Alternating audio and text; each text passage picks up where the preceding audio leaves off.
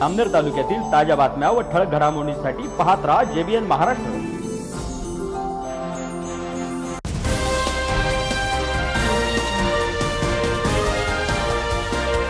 नमस्कार, मी मिनल चौधरी। पाहूया काही ठळक वृत्त। जामनेर तालुक्यातील पहुर येथील देवळी आणि गोगडी नद्यांच्या पवित्र संगमावर असलेली श्री क्षेत्र संगमेश्वर महादेव मंदिर परिसरात मंजूर संरक्षण भिंती अखेर मंदिरालगत उभारण्याचा निर्णय घेण्यात आलाय।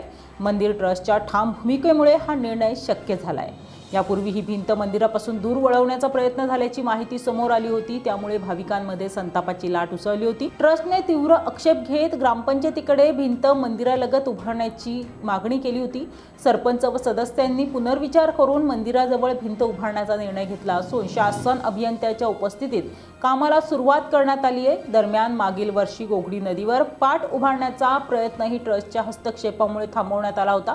या निर्णयामुळे मंदिराचे संरक्षण होणार असून भाविकांमध्ये समाधानाचे वातावरण आहे। या बातमी इथेच थांबूया। ताज्या अपडेट्ससाठी www.jbnmaharashtra.com या आमच्या वेबसाईटला लॉग इन करा। तसेच यूट्यूबवरील आमचे व्हिडिओ पाहायला विसरू नका आणि गुगल प्ले स्टोअरवरील JBN न्यूज ॲप डाउनलोड करून JBN Maharashtra news channel live पहा। नमस्कार।